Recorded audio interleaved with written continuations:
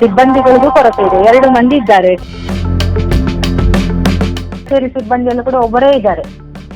ಸರ್ಕಾರಿ ಶಾಲೆಗಳು ಯಾವುದೇ ಪ್ರೈವೇಟ್ ಸ್ಕೂಲ್ಗಿಂತ ಕಮ್ಮಿ ಇರಬಾರ್ದು. ಆಗಿದ್ದಾಗ ಮಾತ್ರ ಪೋಷಕರಿಗೆ ಸರ್ಕಾರಿ ಶಾಲೆಗಳಿಗೆ ಮಕ್ಕಳನ್ನ ಸೇರಿಸಬೇಕು ಅನಿಸುತ್ತೆ. ಆದರೆ ಬೆಳ್ತಂಗಡಿ ತಾಲೂಕಿನಲ್ಲಿ ಸರ್ಕಾರಿ ಶಾಲೆಗಳಲ್ಲಿ ಸರಿಯಾಗಿ ಶಿಕ್ಷಕರೇ ಇಲ್ಲ ಅನ್ನೋ ಪರಿಸ್ಥಿತಿ ನಿರ್ಮಾಣವಾಗಿದೆ. ಹೀಗಿರುವಾಗ ಪೋಷಕರು ಸರ್ಕಾರಿ ಶಾಲೆಗಳ ಬದಲಾಗಿ ಖಾಸಗಿ ಶಾಲೆಗಳ ಮೊರೆ ಹೋಗ್ತಿದ್ದಾರೆ. ವ್ಯವಸ್ಥೆ ಸರಿ ಮಾಡಬೇಕಾದ ಸರ್ಕಾರಿ ವ್ಯವಸ್ಥೆ ಸರಿಯಾದ ಕ್ರಮ ಕೈಗೊಳ್ಳದೇ ಇರೋದ್ರಿಂದ ಸರ್ಕಾರಿ ಶಾಲೆಗಳಿಂದ ಜನರು ದೂರ ಆಗ್ತಿದ್ದಾರೆ. ಈ ಬಾರಿಯ ಶೈಕ್ಷಣಿಕ ವರ್ಷ ಆರಂಭವಾಗಿದ್ದು ಬೆಳ್ತಂಗಡಿ ತಾಲೂಕಿನಲ್ಲಿ 326 ಶಿಕ್ಷಕ ಹುದ್ದೆ ಖಾಲಿಯಾಗಿದೆ. 42 ಶಾಲೆಗಳಲ್ಲಿ ಒಬ್ಬರೇ ಶಿಕ್ಷಕರಿದ್ದಾರೆ. 14 ಶಾಲೆಗಳಲ್ಲಿ ಶಿಕ್ಷಕರೇ ಇಲ್ಲ ಅಂದರೆ ನೀವು ನಂಬಲೇಬೇಕು.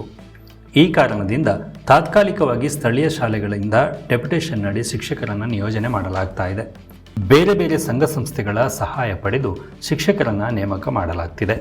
ಸರಿಯಾಗಿ ಶಿಕ್ಷಕರೇ ಇಲ್ಲದೆ ಇರುವ ಕಾರಣ ಪೋಷಕರು ಖಾಸಗಿ ಶಾಲೆಗಳಿಗೆ ಮಕ್ಕಳನ್ನು ಸೇರಿಸುವುದಕ್ಕೆ ಮುಂದಾಗ್ತಿದ್ದಾರೆ. ಬರೀ ಶಿಕ್ಷಕರ ಕೊರತೆ ಮಾತ್ರ ಅಲ್ಲದೆ ಶಿಕ್ಷಣ ಇಲಾಖೆಗೆ ಸಂಬಂಧಪಟ್ಟಂತೆ ಸರಿಯಾದ ಸಿಬ್ಬಂದಿಗಳು ಇಲ್ಲ ಎಂಬುದಾಗಿ ಕ್ಷೇತ್ರ ಶಿಕ್ಷಣಾಧಿಕಾರಿಗಳು ತಮ್ಮ ನೋವನ್ನು ತೋಡಿಕೊಂಡಿದ್ದಾರೆ. 130 ಅತಿಥಿ ಶಿಕ್ಷಕರು ಒಂದನೇ ಅಂತ ಹೇಳ್ತಾರೆ, ಫಸ್ಟ್ ಟೈಮ್ ಅಂತಂದ್ರೆ ನಮಗೆ 1ನೇ ಹಂತ 2ನೇ ಹಂತ ಅಂತ ಹೇಳ್ತೇವಲ್ಲ, ಹೌದೌದು. ಹಾಗೆ 1ನೇ ಹಂತದಲ್ಲಿ ಬಂದಿದೆ. ಇದರಲ್ಲಿ ಅತಿಥಿ ಶಿಕ್ಷಕರು 1ನೇ ಹಂತದಲ್ಲಿ ನಮಗೆ 230 ಬಂದಿದೆ. ಅದರಲ್ಲಿ 53 ಕಿರಿಯಕ್ಕೆ ಕೊಟ್ಟಿದ್ದೇವೆ. ಹಿರಿಯಕ್ಕೆ ಹಿರಿಯಕ್ಕೆ ನಾವು 225 ಕೊಟ್ಟಿದ್ದೇವೆ.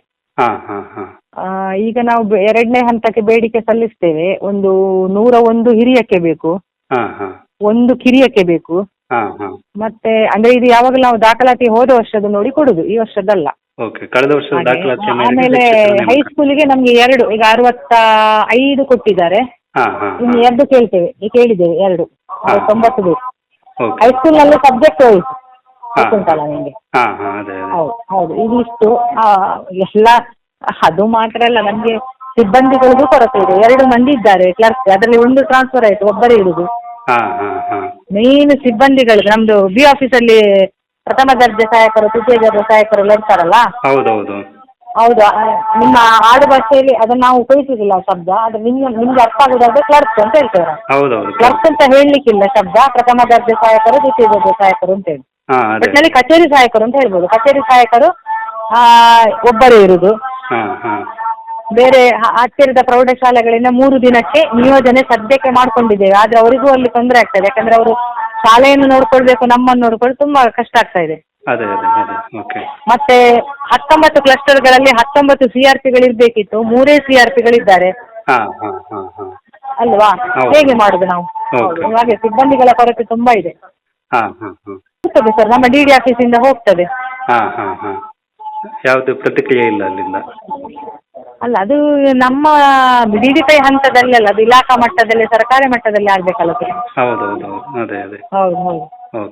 ಇಬ್ರಿದ್ರು, ನಾನು ಬರುವಾಗ ಇಬ್ರಿದ್ರು. ಯಾರು ನನ್ಗೆ ಕಚೇರಿ ಸಹಾಯಕರು, ಅವರಲ್ಲಿ ಒಬ್ಬರು ಟ್ರಾನ್ಸ್ಫರ್ ಆಯ್ತು ಮಂಗಳೂರಿಗೆ. ಈಗ ಒಬ್ಬರೇ ಇದ್ದಾರೆ. ದಾಸೋಹ ಇಡೀ ತಾಲೂಕಿಗೆ ಊಟ ಹಾಕುವ ಜವಾಬ್ದಾರಿ. ಅದರಲ್ಲಿ ಮೇನ್ ಸಹಾಯಕ ನಿರ್ದೇಶಕರು, ಮೇನ್ ಅಂದ್ರೆ ಹೆಡ್, ಅದರದ್ದು ಸಹಾಯಕ ನಿರ್ದೇಶಕರ ಪೋಸ್ಟ್ ಖಾಲಿ ಇದೆ. ಅವರು ಒಂದು ಶಾಲೆಯವರು HM ಅದರ ಅಡಿಷನಲ್ ಚಾರ್ಜ್ ಅಲ್ಲಿ ಕೆಲಸ ಮಾಡ್ತಾ ಇದ್ದಾರೆ. ಆಮೇಲೆ ಅಲ್ಲಿ ಕೂಡ ಕಚೇರಿ ಸಿಬ್ಬಂದಿಯಲ್ಲೂ ಕೂಡ ಒಬ್ಬರೇ ಇದ್ದಾರೆ. ಇನ್ನೊಬ್ರು ಸಹಾಯಕರು ಬೇಕಿತ್ತು. ಅಲ್ಲಿ 2 ಇರುವಲ್ಲಿ ಒಬ್ಬರೇ ಇದ್ದಾರೆ. ಹಾಗೆ ಎಲ್ಲ ಸಮಸ್ಯೆಗಳೆಲ್ಲ ಇವೆ. ಟೋಟಲಿ ಈಗ ಮಕ್ಕಳಿಗೆಲ್ಲ ಏನು ತೊಂದರೆ ಆಗದ ರೀತಿಯಲ್ಲಿ ವ್ಯವಸ್ಥೆಗಳನ್ನ ಮಾಡ್ತಾ ಇದ್ದೀರಿ? ವ್ಯವಸ್ಥೆ ಮಾಡ್ತದೆ. ಈಗ ನೆಕ್ಸ್ಟ್ ಯಾರಾದ್ರೂ ನಾವು NGOಗಳನ್ನು ಹಿಡಿದು, ದಾನಿಗಳನ್ನೆಲ್ಲ ಹಿಡಿದು, ಅದಕ್ಕೆಲ್ಲ ಅವರ ಸ್ಥಳೀಯ ಮಟ್ಟದಲ್ಲೂ ಕೂಡ ಪಾಪ ಮಾಶುಗಳು ಮಾಡ್ತಾರೆ. ಈಗ ನಾವು ಕೂಡ ಆ ತರ ನಮ್ಗೆ ಪರಿಚಯ ಇದೆ. ನಾವು ಕೂಡ ಒಂದು ಲೆಟರ್ ಕೊಟ್ಟು, ಈಗ ಇಲ್ಲಿ ಒಂದು ಲೋಕಲ್ ಅಲ್ಲಿ ಯಾವ್ದಾದ್ರು ಇರ್ತದಲ್ಲ NGOಗಳೆಲ್ಲ ಕೊಡೋರು ಇರ್ತಾರೆ, ಅವರಿಗೆಲ್ಲ ನಾವು ಅವರಿಂದೆಲ್ಲ ಅವರಿಗೆ ಬೇಡಿಕೆ ಸಲ್ಲಿಸ್ತೇವೆ.